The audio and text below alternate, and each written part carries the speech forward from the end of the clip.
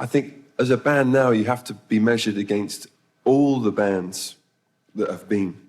And so there's no way we're top of that list, you know what I'm saying? The Beatles and the Stones are up there, and then U2's up there, and the Who are up there, and but then that's just rock music. And then he's talking about Bob Marley and Stevie Wonder and Michael Jackson, and now we're down to about 50.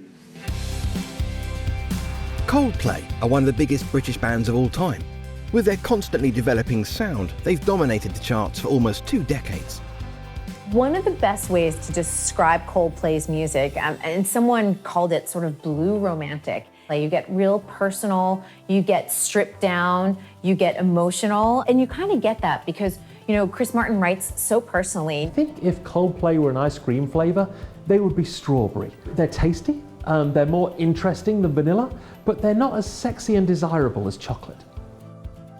With 9 Brit Awards, 7 Grammy Awards, and over 107 awards in total, Coldplay have made an impression all over the world. It's nice to be up for these things, but you know, you don't entirely take them seriously, I don't think. Have Key Magazine? I do. Do you? Yeah. Speak for yourself. It means everything. It's extraordinary. We were here, I guess 2001 was our first Brits, and 11 years later, if my maths is correct. We weren't very good at accepting it then either. No. Every time the acceptance speeches have not improved. They've got worse and worse over the between years. In my opinion, they have changed the face of British music, definitely. I think one thing that sticks with me about Coldplay is how they've changed and adapted from where they started to where they are now, filling stadiums with a band that feels kind of completely different. It's weird to watch that transition to go from there to now, the colourful stadium shows that they do, but they're just arguably one of the biggest British bands of the last 20 years. They're just the biggest band in the world. Join us as we look at the story behind one of Britain's biggest bands, the music giants known as Coldplay.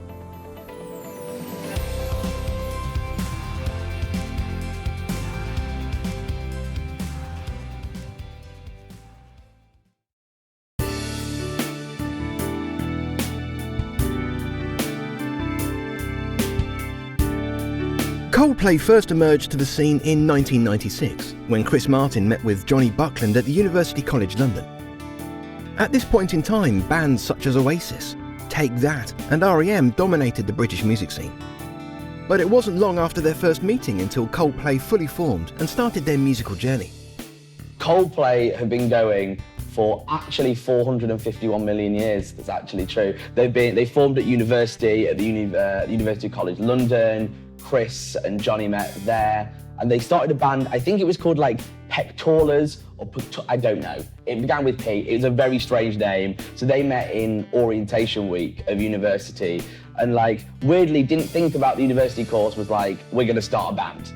So those two started, and then they had Pectorlas or whatever the hell it was called, and then it became Starfish after a couple of months later, and then the other members of the band added in gradually. So there's Chris and Jonny, and then Guy joined after a few more weeks to play bass. So there's 3 members, and then Will was the last member to join the band, and he took over percussion. And then there was 4 of them, all at university together, all started a band, and that's how Coldplay began. And it's never changed, which is crazy, because so many bands bin off members after a few years and go, this guy's rubbish, we'll get someone else. But they kind of did that, but then they always brought the member back after like a week or something. They were like, we kind of need this guy. So that's what's also nice about the band is the guys that started in university did the whole thing together and are still together now making music. So those are the guys. Coldplay was heavily influenced by 90s British rock music that dominated the charts. U2 and R.E.M. were just a couple of the bands that influenced their sound and overall direction. R.E.M. and U2 have definitely influenced Coldplay's sound, and I'd say especially their early sound. You take a look at it and you hear those elements of sort of like Bono's vocal quality, or you hear like a guitar lick and you're like, gosh, that sounds like they really have been influenced by their music. I think they kind of regret saying that at the start, that they were inspired by U2, because it haunts them for their whole career, that every time they do so well, they're like, oh, they're like U2, they're like another U2. So I think Chris might regret comparing themselves or saying that U2 was such an influence at the start of the career, because they then just get compared to them forever. But as Coldplay has evolved, you see that they develop and go in different directions than maybe U2 and REM does, and that's what every band does. You're always inspired and you're passionate by what someone has done before you, but once you make your mark, you kind of go off in your own direction. They studied what U2 had done, what REM had done, and others that went before those as well, so they can really connect, not just with the listener to the CD or the download, but with the person sitting there in the stadium in row 527, who still wants the great musical experience. And they started to craft their songs in such a way that they would work in stadiums as well as on record. In 1998, Coldplay took to the studio for their first time. They released a few songs on their EP titled the Safety EP. The EP may not have made any money for the band, however it did create a great opportunity for them. So in 1998, they released the Safety EP, which I think it was only had like 500 copies. So that was released by themselves, just put out there as their first project to kind of show what the band was like. And this is the thing about Coldplay, is since day one, they've been like breaking records and like first album getting amazing views. So they got signed by Parlophone straight away after that first EP for a 5-record deal, which is unheard of. To put that much trust into a band after one album is crazy, because albums are expensive and there's no guarantee they're ever going to get their money back. So to say we're going to do 5 albums with this band, like, they must have really trusted them. So Parlophone put everything behind them, they signed the deal, and now Parlophone are making money off them. Like, it worked. In terms of business, it was pretty good, because it could have gone awfully. They nailed it. Well done, Parlophone. The band during this period released another EP titled Brothers and Sisters, and soon after that started recording their third EP titled The Blue Room. However, during this recording session, Coldplay experienced their first and only controversy.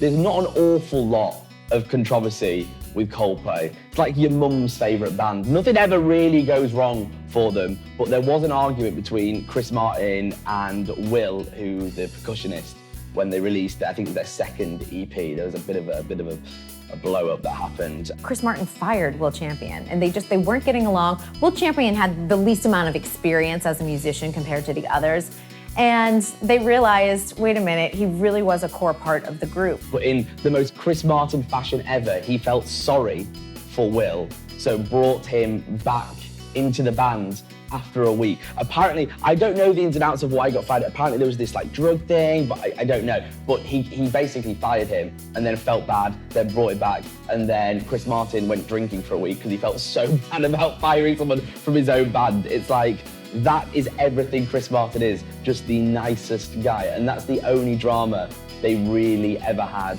was right at the start for a week. It's beautiful, I love it, but that was it. That's the only thing that happened. But when he did come back into the fold, I think it was important for them to sort of establish rules as a band, because it was one of those that, you know, they need to have some rules on how to get along and how to behave. Now, lots of bands do this.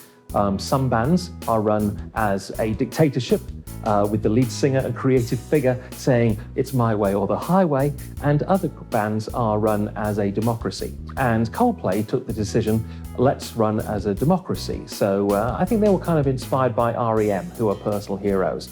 They also made a rule that, you know, no hard drugs were allowed, because they've seen it break up plenty of bands. I mean, take a look at something like Aerosmith. Drugs, you know, put them together, broke them apart all the time.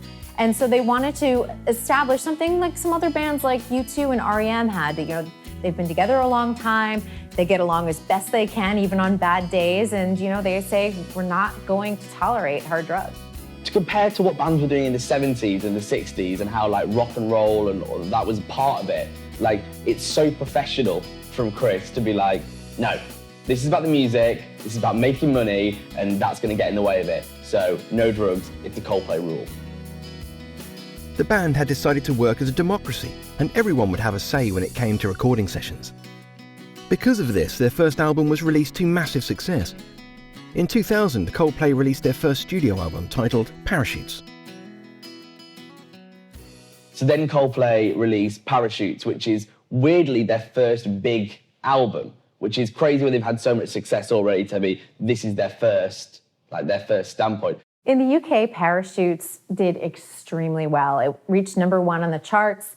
It's been certified platinum 8 times over. That's how big an album it was for them. Cracking their home nation was the easy part. America is a much tougher nut to crack, but of course it is. Look at the geography, look at the size of it, and also look at the way radio is set up in America. They don't have the same national radio structure that you have in Britain, so you have to go state by state to get the audience. They took a page out of the REM playbook, which is they went first for college radio so they could get the late teens, early 20-somethings exposed to their music. And that's how they had the slow build. So it wasn't an overnight success in America, it was an eventual one. And they were patient and persistent enough to get there in the end. But it's mainly a smash in my mind because it releases the anthem that is Yellow. Like, when you think old school Coldplay, that is the tune that comes back to you, is Yellow. Like, that was all over the UK top 40. It's so different to what they are now, but it was so perfect for that time. And it really cemented them in people's mind as like absolute hit makers. Like, they are able to make a tune which resonates on the radio and everyone remembers. Like, now everyone remembers that tune.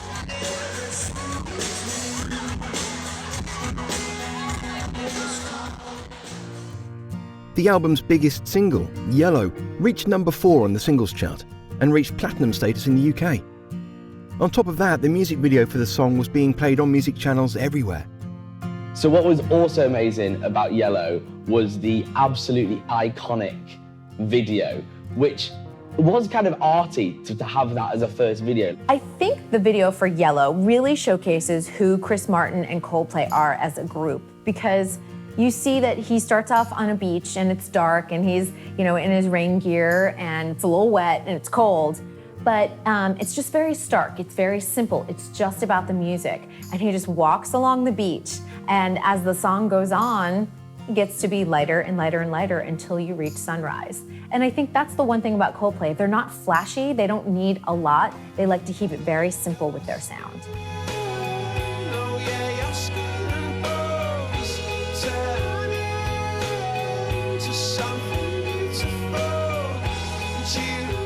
When you watch it, you get chills, not just for the musical quality, because it looks so freezing on that beach. It's basically Chris Martin walking along a cold beach singing the song, and it sort of very much established him as the face of the band. It was their calling card to the industry, and he was the front man looking very cold. Everyone remembers, Coldplay, there you go. It was very different. It wasn't like the usual studio performance, the dancing girls, just a guy on a beach. So you focus on the music, and that's what they wanted.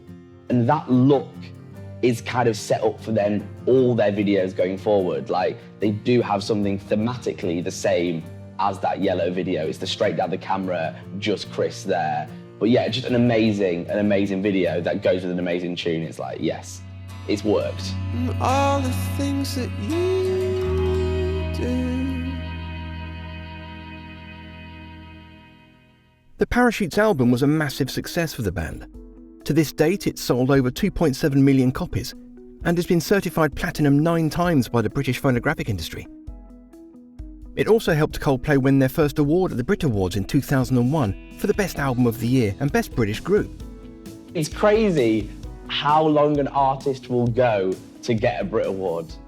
Like, they base their whole careers on getting a Brit Award because it's the industry saying to an artist, not only did you do something commercially amazing, it was super credible as well.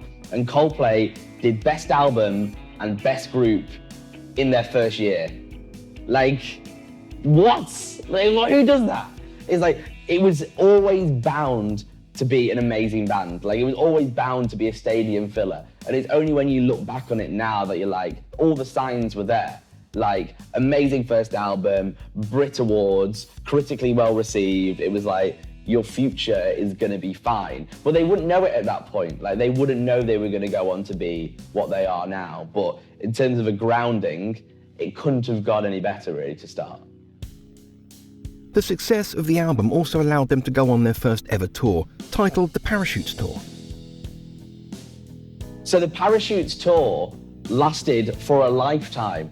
There's a fun fact that Chris Martin is still on the Parachutes tour today. In little venues around the UK, you'll open the door and he'll be performing Yellow. Like, it went on for, I think it started in January and went on to December the next year. Like a 2-year tour, but it wasn't like a stadium tour. It wasn't like this guy was in the Hilton Hotel. He was doing small university venues. So he was basically living on the road for 2 years promoting that. Like, it started, I think the first gig was Queen Margaret's University in Scotland. That's how it started, and 2 years later, still doing that show. Bloody hard worker, Chris Martin. Hard worker. During their Parachutes tour, the band went back into the studio to record their second album. However, this album took a while for the band to get going.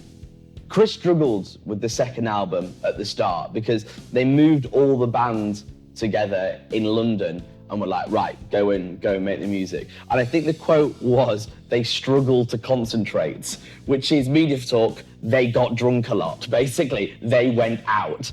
So they went back to the studio and started recording, but they were in London and they had never recorded in London before, and they were so distracted, and they thought, you know, we need to move locations. We need to find a place where things are a little bit quieter. So they shipped them off to Liverpool and were like, right, you're gonna make it. You're gonna do it there. They weren't sure about what musical direction they wanted to go in, but they're a democracy. They talked it over between themselves. One thing they agreed on was they had a great song in My Place, and that was going to be the lead-off single from the second album. Everything else would fall in around that. And they said, you know, that's a good one. Let's try and make more like that, and that can be our style. And again, they smashed out the park. There was no second album syndrome, because after following the back of a tune like Yellow, could have been hard, but no, straight in there, smashed it, did it again. The band had finally finished the album, and their first released single was the song that helped them through the recording process. In My Place was shown on music stations all around the UK and US. So for the video In My Place, Coldplay continues with just the simplicity, and it's all about the music again.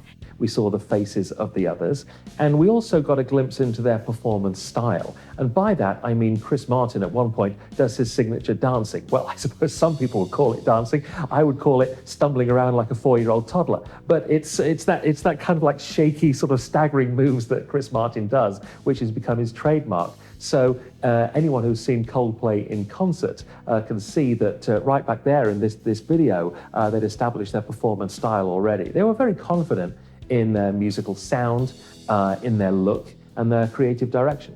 They're in a warehouse. It's very stark. Lots of kind of like whites and cool grays and everything. And it's just a band playing. And so you really get to hear the lyrics, you get to hear the music. So different than some other bands, you know, especially once you have success, sometimes people just start to add more and more flashy layers, you know, more color to their music videos, but not Coldplay. They really kept true to who they are as a band.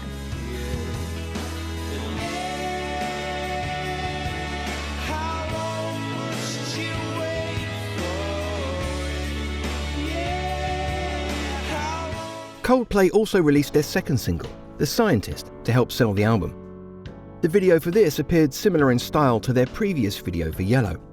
So then Coldplay go back to doing super stylized and arty videos, but there is a consistency between the Scientist video and the Yellow video. Like, it's all about Chris Martin directly down the camera.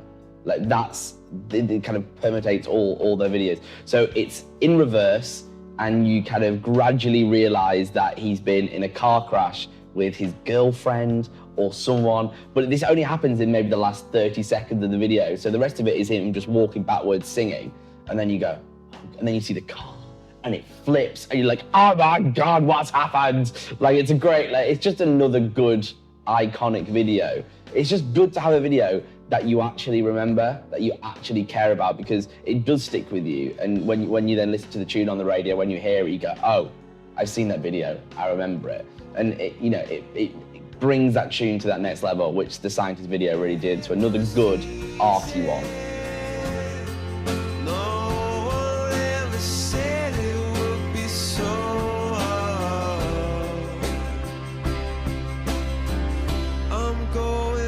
To the start.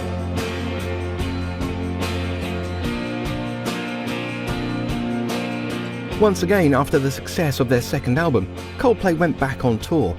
However, this time they were performing at much bigger events and selling out bigger venues.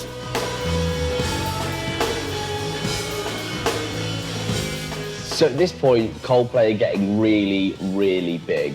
Like, they're clearly not just a band that's going to do one album and get some awards and leave. Like, they're here for the long run. People are now definitely comparing them to U2. Chris Martin's furious, wish he never said it. And they now go on tour for another year. So another whole year on the road, and they visited 5 continents on this tour. So it's when you start doing stuff like that, you know, you're not touring around the UK non-stop anymore. You're touring around the world, that the band does feel bigger, like they're writing on the road, and they just feel huge. They feel like an international smash. So I think that really helped. I think the success abroad kind of helped the success at home even more, if that makes sense, because they weren't just a UK band anymore. It's like the whole Breaking America thing. They were doing it, and they just felt huge. Soon after their tour, the band released their third album, the final part of the trilogy titled X and Y. So X and Y was Coldplay's third album. I think it entered #1 in 20 countries or something insane like that. And Chris talks about this as being the third part in a trilogy of albums. And although like stylistically, it doesn't look like that, I think the sound really does. Like you can tell, like from this point, their sound does, in my mind, change, and they become the band that I think separates them from everyone else now. Like, at that point, the comparisons to people like Keane and U2 do make sense. Like, you can 100% hear it. It's like, it's another indie rock band that feels super big. But now, after X and Y, they go and do something completely different. And this is why I now think it's hard to compare them to anyone, because no one's really doing what they do. So this was the last piece in the trilogy, and I think from this point on, they become the band that I really, really love. The album featured the iconic hit titled Fix You. This song would go on to be one of their biggest singles of their career. So then you get Fix You, which again is another absolute staple piece in the album. You've had Yellow, you've had In My Place, and then Fix You. Like, that tune makes me cry today. Like, if I hear 4 seconds of that tune, I will just start crying for no particular reason. So the video for that's quite iconic as well, because again, there is something similar in all their videos. It's hard to really put your finger on what is the same. But the Fix You video, again, is Chris walking. He's walking through London, it's dark. Then he starts running, he starts legging it. It's weird to see Chris Martin run. What's he doing? And then he arrives at his gig and starts playing. And it's brilliant. Like, again, I prefer Coldplay where they are now, but it's hard not to look back at the tunes they were making then and go, you know, they were absolutely incredible. They were brilliant. But yeah, Fix You, what tune?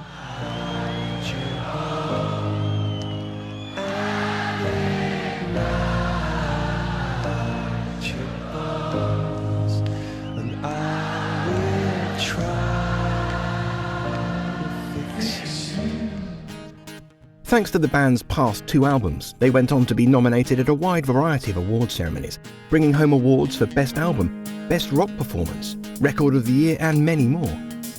By this point in time, Coldplay were one of the most nominated bands at award ceremonies. It's hard.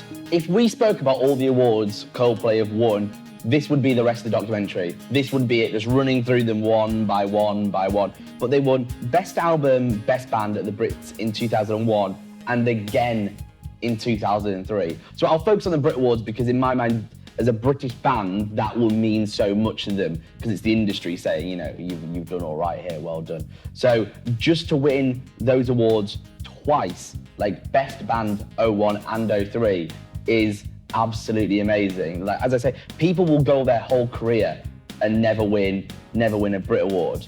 And they did it 4 times. Like, it's just amazing. And that's what's so cool about Coldplay, is that not only are they commercially really successful, they're critically acclaimed as well. So they feel really credible, which you don't always get with a commercial success. Like, they're massive on the radio and in the charts, but in terms of making an album that critics buy into, they don't always get that, but Coldplay are doing both, which is brilliant. Coldplay went from being a British group to being an international group, and part of that was inspired by them traveling the world, especially touring Latin America. Suddenly some Latin influences come into their music and make them more internationally successful and more accessible. They really understood that if they were going to be the biggest band in the world, which they stated as their ambition, they had to make music for the whole world. It couldn't be just what they'd picked up strumming at University College London. It has to be the influences they've got from their travels around the world, and that started to show in Coldplay's music going forward. In 2008, after touring the world and experiencing a wide variety of different cultures, the band released their fourth studio album titled Viva La Vida, or Death and All His Friends. The album brought a whole new sound to the band. So now they release Viva La Vida, which Brian Eno works on, and the sound, I do think the sound completely changes now. Like, if you jump into Coldplay's first album and then go into their last album, it is insane to go how they went from that to that. But this is the album where the changes start to happen. Yeah, this is really cool about what Coldplay did. They were touring throughout Latin America in early 2007, and they were really influenced by their time not only in Mexico, but in Argentina and Brazil. And they decided to do some recording while they were there, and they recorded in churches and other different venues. So you really hear that Latin influence on their fourth album, so it gives them a whole different sound. It's really amazing. And they start to become the band that I really, really, really love. Like, this is where they become separate and different to everyone else. Viva La Vida is like one of my favorite Coldplay albums. It's amazing. The album featured the hit single, also titled Viva La Vida. The video for this song also broke away from the traditional look of Coldplay and tried something completely new.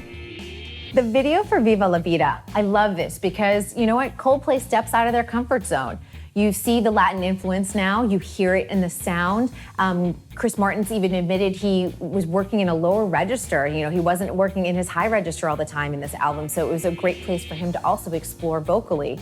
But the video itself kind of looks like a cracked painting that you would see at a museum. There's a lot of color, there's vibrancy, there's energy that we haven't seen from Coldplay before. So you just sit there and think, oh, this is a whole new level to who they are. It was artistic, and finally, it looked like Coldplay, or whoever was backing them, had spent some money on one of their videos. This was a real signature about, okay, now we're really going to take seriously how to crack the international big time. It reminded me very much of one of their idols, REM.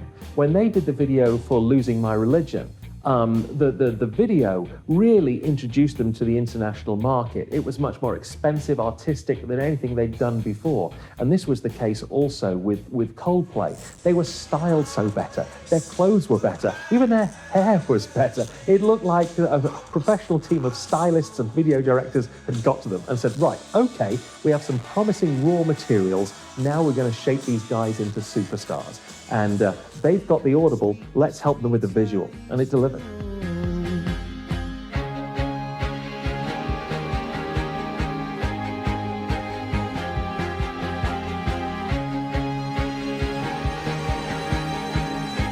It was a painting that had kind of come to life, and there was the drums. It was brilliant, absolutely brilliant. And it's those great videos that attach to a great song and make it super, super memorable. And again, it's very different to all the videos that have come before. You're starting to see more colors in there. You're starting to see more costumes in there. And that's the Coldplay that they go on to become in later years. And this was how it first started with Viva La Vida. Was it a plan? I don't know. I don't think it was a plan. I don't think they were like, we want to become this, but they just started to do something a little bit different and just had more confidence to go, we can be creative here. We've got the fan base that will follow us, so we're going to give it a go. And in my mind, that's how you make the best stuff, when they're just free to explore it. And that is 100% seen in the Viva La Vida video. It's just so beautiful.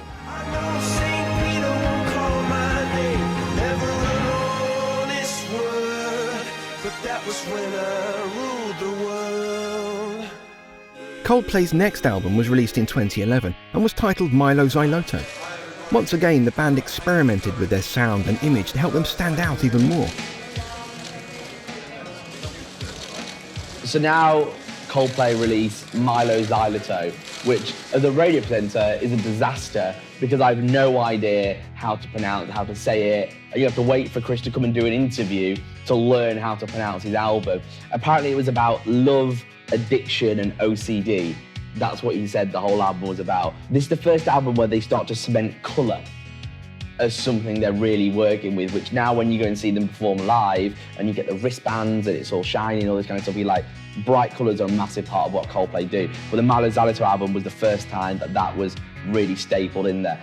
We made it up. We conjured it out of nothing, and we like the idea of having something that has no context or it doesn't. People don't have any preconceptions about it, and it's for us. It's like it's a blank canvas. It's something to start afresh with, and also there's for us it really means the whole album, the whole world that we tried to build around the album, the artwork and the videos and of course the music at the heart of it, and just to kind of it makes people think about the context of the album a bit more if they don't really understand what the title is. So it's deliberately ambiguous. Anybody that stood up for their beliefs or their passions, we were inspired by, about freedom of expression, and that's something that we felt we had to do musically, although, yeah. The chemistry between the four of us is really the only unique thing that we have as a band, with our fifth member, Phil. And we learnt that to our detriment very early on. We got a lot of our issues out the way when we were a very young band, and now we know that we can't afford to sacrifice anything. We can't afford to sacrifice that chemistry, because it's what keeps us going. It's what keeps the band interesting to us, and so it's singly the most important thing that we have. Every chord's been played before, every note's been sung before, but these 4-5 people are, it's the only unique thing we have, so it's crucial. I think as a band now, you have to be measured against all the bands that have been. And so there's no way we're top of that list, you know what I'm saying? The Beatles and the Stones are up there, and then U2's up there, and the Who are up there, and but then that's just rock music. And then you start talking about Bob Marley and Stevie Wonder and Michael Jackson, and now we're down to about 50. Milo Xyloto was a massive commercial success, selling over 122,000 copies in its first 3 days, and reached number 1 in 34 different countries. Let's think about this. 34 countries, number 1, this album worldwide. It's staggering. And you have to think about the music industry and how much it's changed since we've gone digital. So this is amazing for a band to be able to do this. Coldplay were very keen to be seen as the biggest band on the planet. I mean, they describe themselves as that quite often. But as Donald Trump once said, unless you tell people you're great, they'll never believe you. And so, it was very much part of the calling card of their success. Look, we're internationally popular. We are the biggest band in the world. Well, yes, who would you compare them to? Well, U2 perhaps. At this period, U2 were on one of their long breaks. And there was no other band, certainly no boy band, no rock band, ready to fill the gap. It was very much the era of individual artists and soloists. So in the absence of anyone else, they rose to the top, and they were quite happy to grab the crown. The lead single from the album, titled Paradise, was released in September 2011 and became a massive hit on radios and TV stations all around the world. So the two centerpieces of this album was Paradise, which years on, even now, still sounds fresh, still sounds amazing. Like, you go to any nightclub around the UK and you will hear that tune, you will hear a remix of it. Like, we still play it on the radio on a Friday night with a good remix because it still sounds amazing. What's so interesting about Paradise, and you really have to look at the lyrics and listen to the lyrics to really understand what they're talking about, because otherwise you're just like, it's an elephant, it's really a human elephant in a zoo who escapes. But if you take a look at the lyrics, they're trying to give you a message that we build up all these walls, especially as adults, and we need to really break them down and look and see what else is out there and not limit ourselves and live out our dreams. And I think that you see that in the journey of the elephant, and it really is very artistic. It's a short film in and of itself.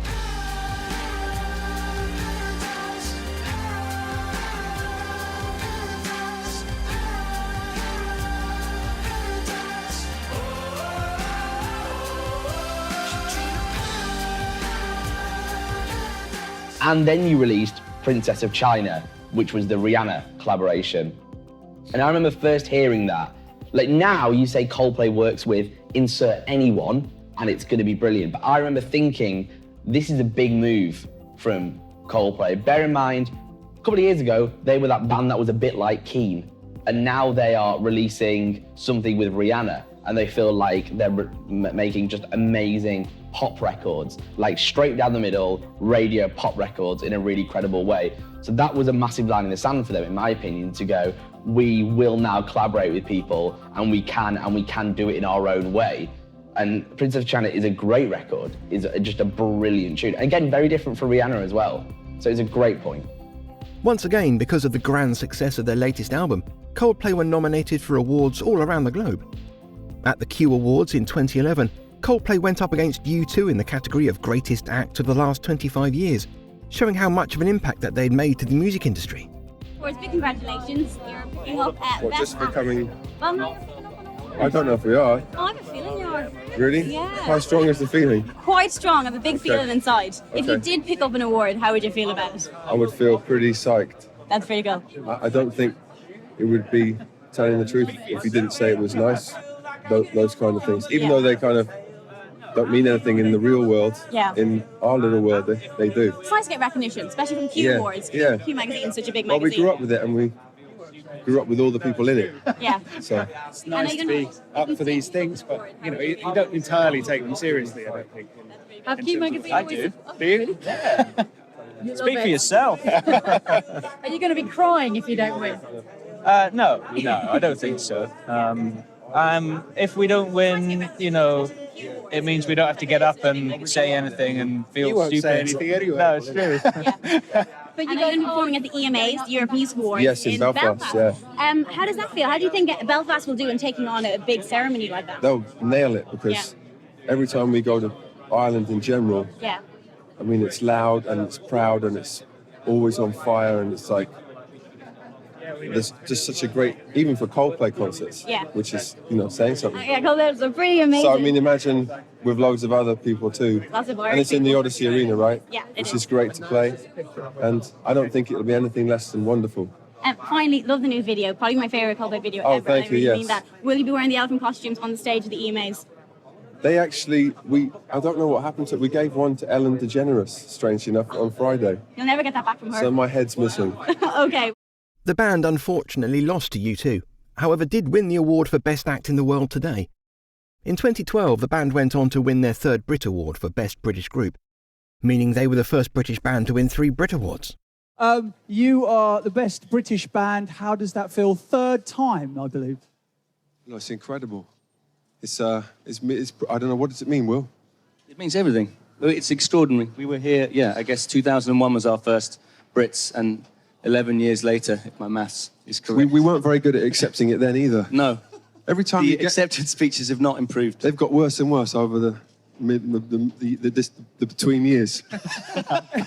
Now that you've won it, I think, more times than any other British band, does that mean you Right. could now go and... Retire. No, mock other British bands. Generally, can just mock- go, no, and say, we're better than you. Well, most of them have split up. They keep taking themselves out of the game. So we're just still the only players on the pitch. We're only winning it because we're still together. Yeah. That's all it is, like a consolation Blur prize. have gone, Pulp have gone, Oasis have gone, Radiohead aren't interested. They would win it every time if they wanted to. And who else is in there? Take That are on holiday. So we'll take it if they're not around. What is there left for you chaps to achieve? What are your achievements that you wish to do in the future now? Because you've won so many We'd like to things. land a big, modelling campaign. As a group, we'd like to do our own perfume. We've got a few restaurant ideas, and we're thinking of opening a theme park. Okay. Themed. Coldplay World. No, JLS theme park, and we're going to do that in 2016. So you heard it here first. Brilliant. Ladies and gentlemen, Coldplay. Thank you so much. Thank you. All right. What a press conference that was. After the Brit Awards, things still weren't slowing down for the band. In mid-2012, Coldplay were asked to perform live at the London Olympics, a once-in-a-lifetime performance that they welcomed with open arms. So what's amazing about Coldplay playing the 2012 Olympics, the closing ceremony, was, if you remember, it was all about the best of British. That was the whole thing. So like the Spice Girls were there was a bit about house music in the 90s, It was everything that made British culture amazing. And I think that's what it was supposed to give off to the world, was, you know, this is what we're super proud of. So to have Coldplay play that, it was us saying to the band that, you know, we're super proud of what you do and you are the antithesis of everything that we think's British. So I think it's a massive compliment to Chris Martin, and he would understand that. He'd know that. He'd go, you know, this is us showing to the world what we are, what we're really proud of. So yeah, it would have been an amazing moment for him, and again puts him on that international stage. They were clearly one of the #1 bands, not only in the UK, but we're talking around the world.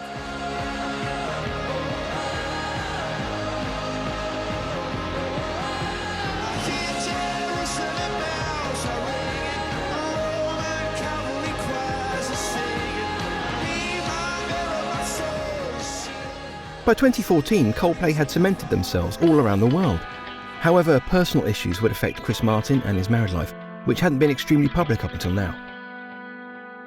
So Chris was married to Gwyneth Paltrow, and looked like the relationship was absolutely perfect and it was going to last forever. They had kids, they had a daughter called Apple. But this was an unusual celebrity coupling, because unlike other famous couples, they managed to maintain their privacy because they didn't go and court it.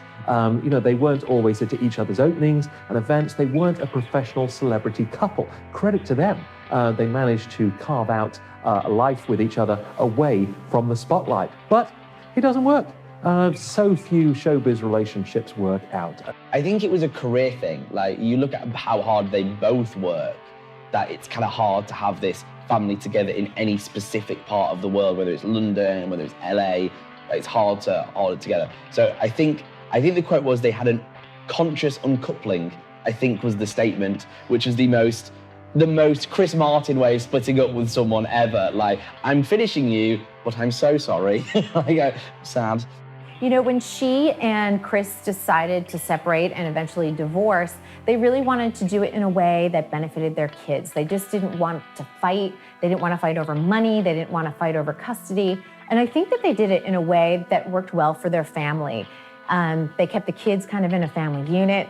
They went on vacation, I think, a week after announcing the fact that they were going to divorce. But you really see that it was very calm. It wasn't people fighting in the press or he said, she said. We'll never really know the reasons behind their divorce, but we really see a way that worked for them, and it looked like it worked in a very healthy way. Soon after Chris and Gwyneth's conscious uncoupling, on the 16th of May 2014, Coldplay released their 6th studio album, titled Ghost Stories. However, this album was completely different from their entire previous albums and had a much more personal feel to it. Ghost Stories is a very personal album for a couple of unique reasons. Some people call it one of the greatest breakup albums ever because Chris Martin's marriage to Gwyneth Paltrow was breaking down at this time. So, but he didn't want the responsibility of handling all the writing that he normally does with the band. So we invited some of the other members, like, hey, do you have anything to contribute? Do you have an idea? Can this spark something else? And that's what he did. It was more of a collaboration with the other band members, but also the lyrics are very personal and kind of painful because you kind of get a glimpse into what was happening with his marriage and a lot more acoustic sound to what Coldplay was doing. Coldplay's albums have had a pretty linear trajectory up to this point. Like, you saw where they started, they did 3 albums in a bit of a package, and then you got to like Milo Xyloto, and there was a change. And you can kind of see that. And then they released the Ghost Stories album, and it feels completely, that doesn't feel in that line. So obviously, Chris was having relationship issues at this point in his personal life, and I think that was reflected in the music because it is morbid, it is down-tempo, it's a lot slower. So it is different to that kind of pattern that we'd seen up until that point. And that might be why they didn't put any singles on it, because there just wasn't any.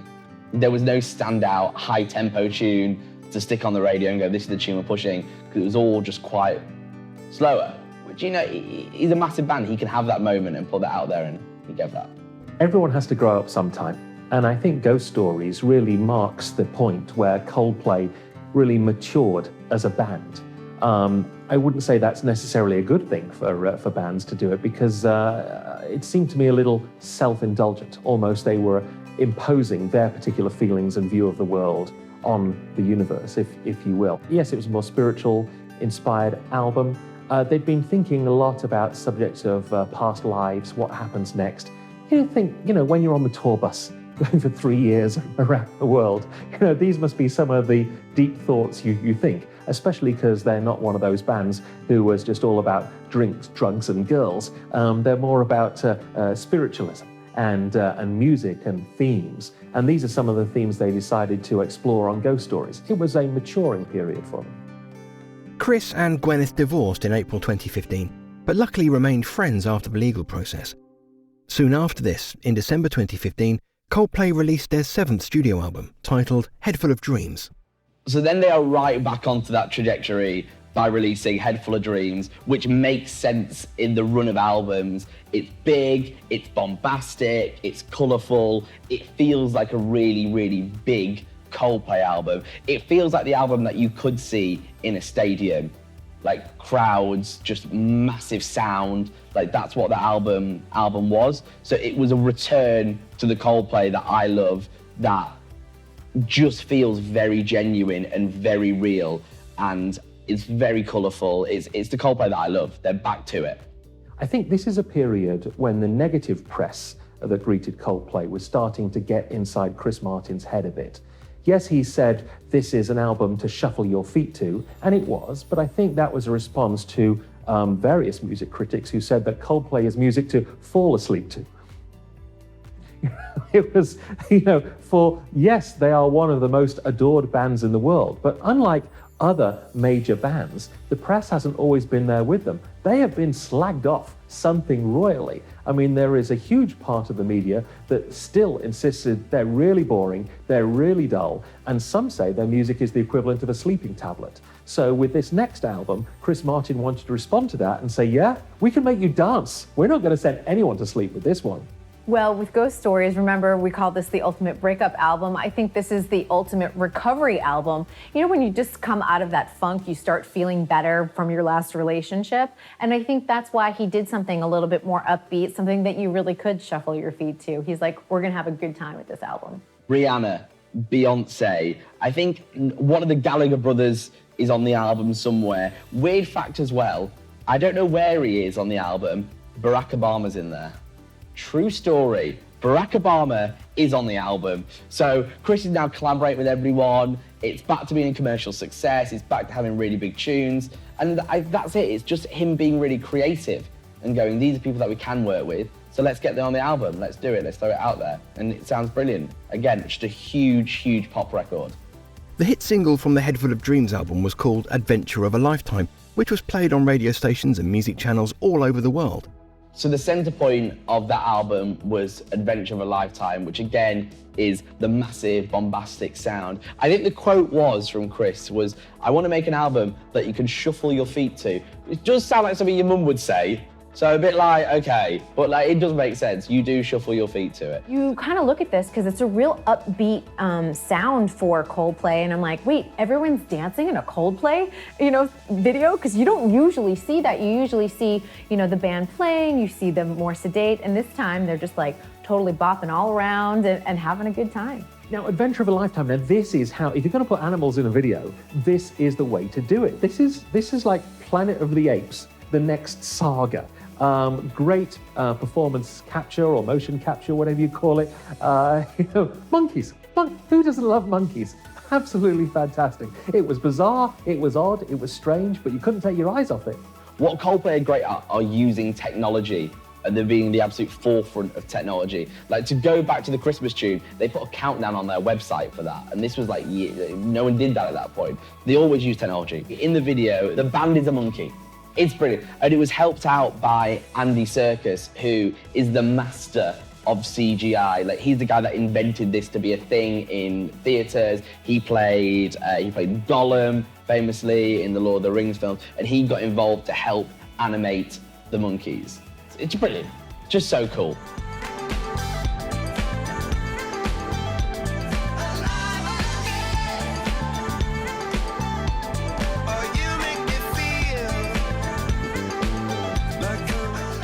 The Head Full of Dreams album reached #1 in the UK and #2 in the US, and also went on to become the 8th best-selling album of 2015, with 1.9 million copies sold worldwide.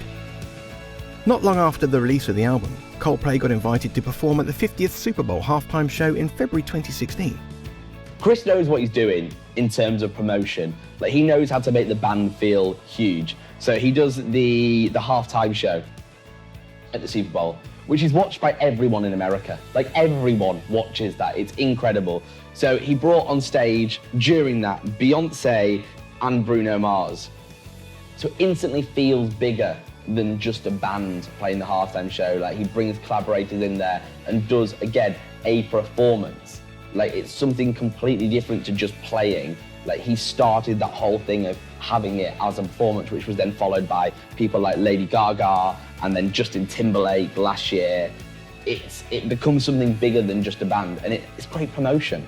Like, it cements them as huge, which obviously they are.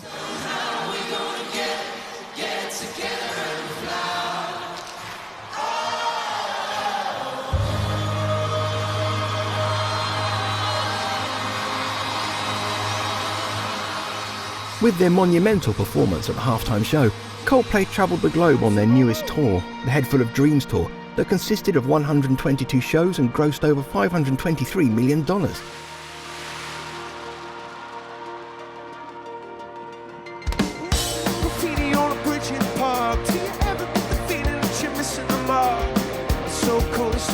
The Head Full of Dreams tour was amazing, like, was absolutely amazing. So I don't know how this happened, but this was the first ever stadium show I'd ever been to.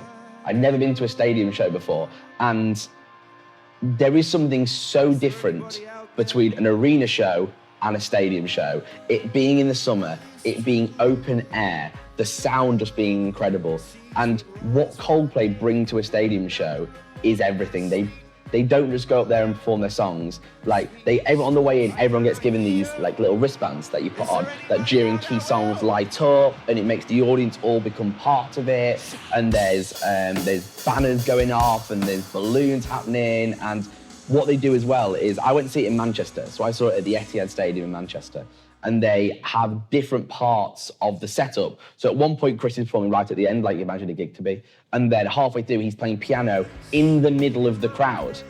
So we got there a little bit late, so that's where we were standing. So at the start, he's quite far away. But halfway through the gig, he's literally there. Like, he's literally next to you performing. And that's what makes Coldplay such an amazing band for me, is that they bring so much to a gig like that. They bring so much to a stadium gig. So yeah, the Head Full of Dreams tour was just amazing, and is exactly what a stadium show should be. Just brilliant. Like, one of the best experiences of my life, like, genuinely. Just be careful when you walk into the view.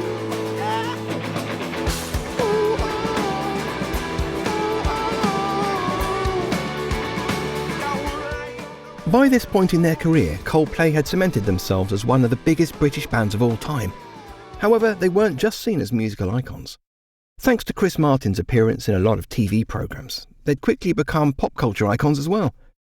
So Chris is now just such a big part of popular culture that he starts doing stuff for... He was on an episode of Extras with Ricky Gervais, which was a massive TV show, taking the mick of himself. The joke being that he only does charity work to promote his PR, which is hilarious. Like, played it brilliantly. He gets how people view him. Like, I think that's what's amazing about him, is he's super down to earth. So did the Extras thing. He did like a karaoke Game of Thrones thing, this like piano thing. This happened. He was also in Modern Family. He's done absolutely loads. So yeah, he gets that he's a pop culture icon now, and can kind of play to that. The Extras thing's brilliant. On top of that, Chris had been offering his services to charities all around the world. Charities such as Oxfam's Make Trade Fair, the Global Citizen Festival, and even a festival at Kensington Palace brought about by Prince Harry called Centre Barley, which focuses on AIDS research and awareness. Thank you for standing out of the rain. Thank you to the choir that's come all the way from Lesotho.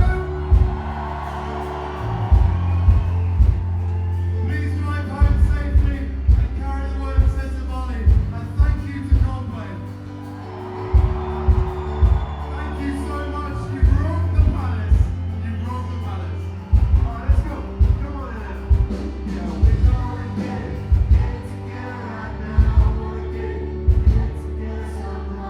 So Chris Martin is involved in loads and loads of charities. In terms of Comic Relief, he's always doing stuff for Comic Relief, which is brilliant.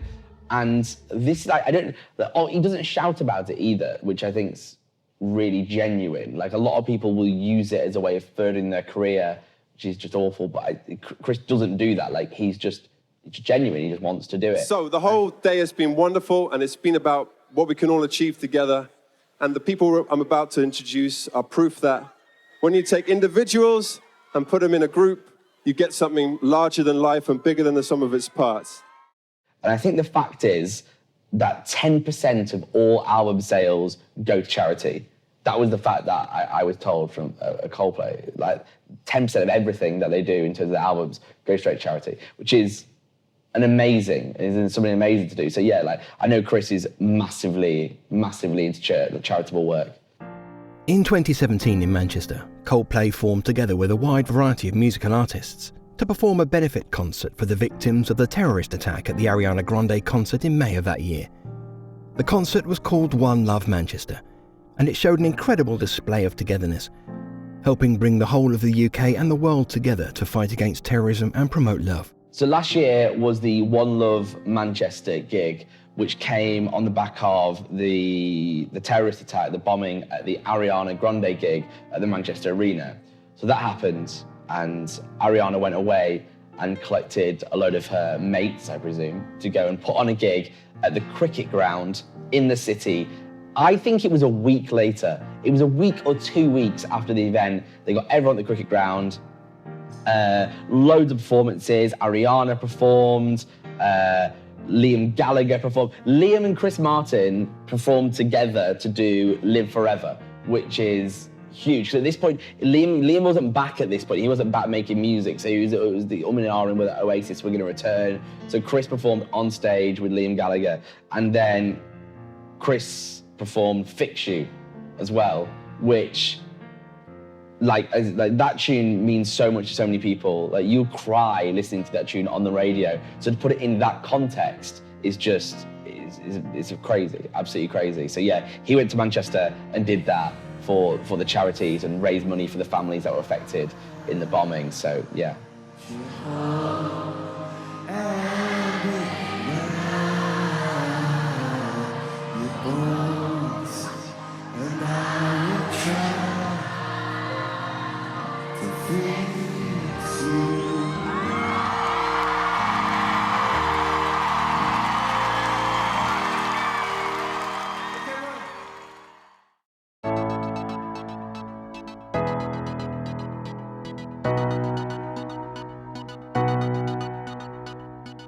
So looking back at Coldplay's career, like, it's so obvious to me why I'm such a big fan, because it's so hard to find a band that go from where they were as an indie rock band in 1990s to where they are now, which is an indie pop mega group thing. Like, you can't put your finger on what they are, and that's exactly why I like them, because they're creative and they're credible and they're commercial. Like, they're just huge. They are one of the biggest bands in the world, and you just don't really find that anymore, which is super credible. So as much as he hates the U2 comparisons, they are a little bit like U2.